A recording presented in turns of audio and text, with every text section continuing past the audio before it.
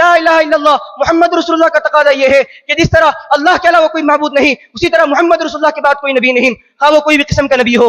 مختصر سی بات یہ ہے کہ آپ کے بعد کوئی نبی پیدا ہو ہی نہیں سکتا۔ اگر ان تمام چیزوں کے بعد کوئی دعویٰ نبوت کرتا ہے تو وہ کذاب ہوگا، مردود ہوگا، ملعون ہوگا، جھوٹا نبی ہوگا۔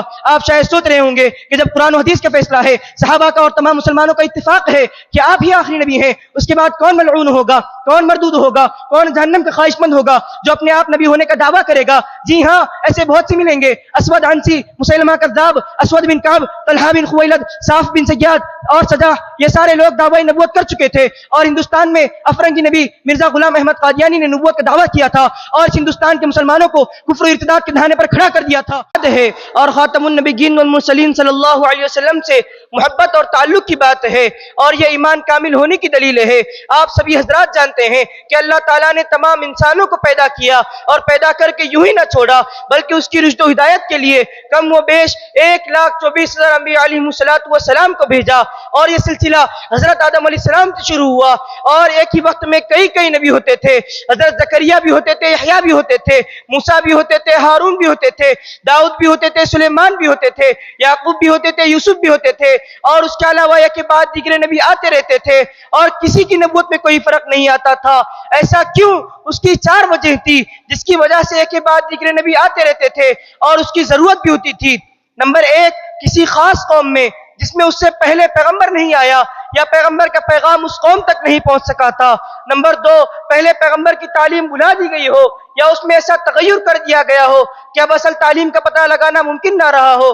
نمبر 3، پہلے پیغمبر کے ذریعے مکمل تعلیم اور ہدایت لوگوں کو نہ ملی ہو اور دین کی تکمیل کے لیے اور پیغمبر کی ضرورت ہو۔ نمبر 4، ایک پیغمبر کی مدد کے لیے اور پیغمبر کی ضرورت ہو۔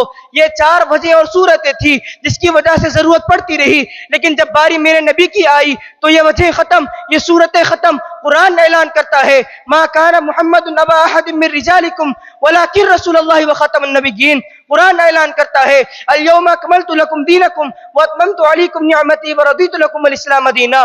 اب نبوت کا سلسلہ مکمل، اب نبوت کی عمارت مکمل، اب دین اسلام کامل و مکمل، اب اللہ کی نعمت مکمل۔ ایک بات یاد رکھیے کہ جس طرح کوئی صرف لا الہ الا اللہ پڑھنے سے مسلمان ہو نہیں سکتا، مثلا اگر کوئی کہتا ہے کہ اللہ کے علاوہ کوئی معبود نہیں، لیکن مشکل کشا کوئی اور ہے، حاجت روا کوئی اور ہے، بگڑی بنانے والا کوئی اور ہے، اولاد دینے والا کوئی اور ہے، شفا دینے والا کوئی اور ہے، ایسا اعتقاد رکھنے والا ہرگز ایمان والا ہو نہیں سکتا۔ اسی طرح اگر کوئی یہ کہتا ہے کہ اللہ کے علاوہ کوئی معبود نہیں اور محمد رسول اللہ صلی اللہ علیہ وسلم اس کے نبی ہیں، لیکن خاتم النبیین کوئی اور ہے، یعنی آپ کے بعد نبوت کا سلسلہ جاری ہے، غیر تشریعی نبی ہو سکتا ہے، ذلی نبی ہو سکتا ہے، بروزی نبی ہو سکتا ہے، فنا فی اللہ کے ذریعے نبی ہو سکتا ہے، فنا فی رسول کے ذریعے نبی ہو سکتا ہے، ایسا اعتقاد رکھنے والا ہرگز ایمان والا ہو نہیں سکتا۔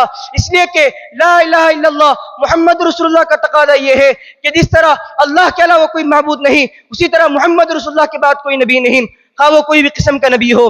مختصر سی بات یہ ہے کہ آپ کے بعد کوئی نبی پیدا ہو ہی نہیں سکتا۔ اگر ان تمام چیزوں کے بعد کوئی دعویٰ نبوت کرتا ہے تو وہ کذاب ہوگا، مردود ہوگا، ملعون ہوگا، جھوٹا نبی ہوگا۔ آپ شاید سوچ رہے ہوں گے کہ جب قرآن و حدیث کا فیصلہ ہے، صحابہ کا اور تمام مسلمانوں کا اتفاق ہے کہ آپ ہی آخری نبی ہیں، اس کے بعد کون ملعون ہوگا، کون مردود ہوگا، کون جہنم کا خواہش مند ہوگا جو اپنے آپ نبی ہونے کا دعویٰ کرے گا؟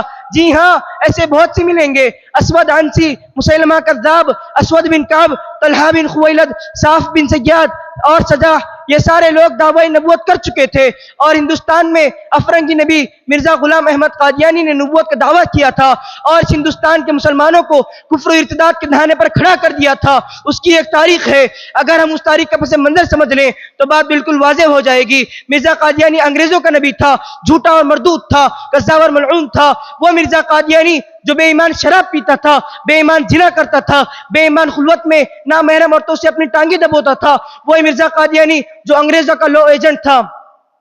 اسی لیے میرے عزیز دوستوں، دین میں نئی تعویلات پیش کرنے والوں کے خلاف، قرآن کی نئی تفسیرات پیش کرنے والوں کے خلاف، جو مہدویت کے جھوٹے دعوے داروں کے خلاف، جدیدیت کے علمبرداروں کے خلاف ہم سب کو اٹھ کھڑے ہونا پڑے گا۔ ختم نبوت کی حفاظت کے لیے میدان عمل میں اترنا پڑے گا، اور دجال اکبر کے لشکر کے خلاف مورچہ دینا پڑے گا، اور اس ذات والا صفات صلی اللہ علیہ وسلم سے محبت و عقیدت کا ثبوت دینا پڑے گا۔ تو پھر مجھے کہنے دو، وہ جرت سراپا، وہ ہمت مجسم، وہ راتوں کا عابد، وہ دن کا سپاہی، وہ جس نے سیاست کی زلفیں سواری، وہ جس نے فقیری میں کی بادشاہی، اگر اس سے کچھ بھی عقیدت ہے تم کو تو اپنا وتیرہ بدلنا پڑے گا، نفاق زبان و عمل سے نکل کر صداقت کے سانچے میں ڈھلنا پڑے گا۔ خبر دے رہا ہے محمد کا اسوہ کہ آسان نہیں ہے مسلمان ہونا، بہت سخت امتحانات درپیش ہوں گے، بہت سخت راہوں پہ چلنا پڑے گا۔ اللہ تعالیٰ سے دعا ہے کہ اللہ تعالیٰ ہم سب کو تحفظ ختم نبوت کے لیے کمر بستہ ہونے کی توفیق عطا فرمائے، اور پاسداران ختم نبوت میں ہمارا بھی شمار فرمائے، اور ہم سب کو وسیلہ ختم نبوت کا چوکیدار بنائے، اور صبح قیامت تک اس مقدس قلعے میں رخنہ اندازی کرنے والے کذابوں کا مکالہ فرمائے۔ آمین یا رب العالمین، وآخر دعوانا الحمدللہ رب العالمین۔ ماشاءاللہ محترم حضرات، طلبہ کی تقریر کا یہ حصہ اور سیشن ختم ہو چکا ہے۔ ابھی بہت سے طلبہ باقی ہیں، بہت سوں کو تو عین موقع پہ بٹھایا گیا، چونکہ ہم یہاں پہ بڑے اکابرین کو، مہمانان کو بھی سننے آئے ہیں، اور یہ وقت بہت ہی سینسیٹیو اور بہت زیادہ جو ہے فکر کا ہے، اور اس موقع پر بہت جو ہے احتیاط کے ساتھ قدم اٹھانا ہے۔ اس کے لیے اب ہم صدر محترم کو سننا چاہیں گے، اور باری ہے ایسی شخصیت کی کہ جس کے لیے ہم سب جمع ہیں۔ میں زیادہ نہیں کہوں گا حضرت کے بارے میں، بس اتنا ہم سب جانتے ہیں کہ آپ کی شخصیت کس طرح ایک نابغیر روزگار اور ایک عبقری شخصیت ہے، کہ آپ قرآن کے پیغام کو، اللہ کے کلام کو سنانے کے لیے قریہ قریہ بستی بستی جس طرح دیوانہ وار پھرتے ہیں، وہ عیارہ چے بیاں۔ بالکل ظاہر ہے کہ ہفتے کے 7 دن، مہینے کے 30 دن آپ کے شیڈول بنا ہوا ہے کہ علاقے بھر میں اور ملک بھر میں قرآن مجید کی تفسیر کے لیے آپ سفر کرتے ہیں۔ آج بھی آپ کا ایک جگہ جانا طے تھا، وہاں کا کینسل کر کے آپ نے مدرسے والوں کے لیے، جو ہے ان طلباء کے لیے، اساتذہ کی ہمت افزائی کے لیے اپنے وقت کو فارغ کیا۔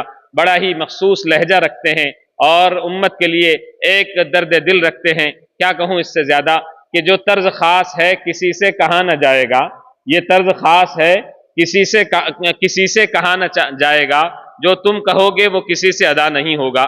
یہ آپ ایک ایسا مخصوص لہجہ رکھتے ہیں کہ آپ جیسا لہجہ وہ کوئی نہیں رکھتا، اور میں بڑے ادب کے ساتھ گزارش کروں گا کہ اللہ رب العزت نے آپ کو جو ملکہ تامہ دے رکھا ہے، عطا فرمایا ہے، اور بہت سے لوگ مہمان آپ کو سننے آئے ہیں۔ میں بڑے ادب کے ساتھ حضرت مولانا صدر محترم سید مصطفیٰ صاحب دامت برکاتہ العالیہ کو دعوت دیتا ہوں کہ نہ پوچھ گفتگو میں کیا اثر رکھتا ہے وہ، سنگ دل کو موم کرنے کا ہنر رکھتا ہے وہ۔ حضرت محترم تشریف لائیں۔ تمام حضرات سے گزارش ہے جم کر جڑ کر بیٹھیں، حضرت صدر محترم کا کلیدی خطاب ہوگا۔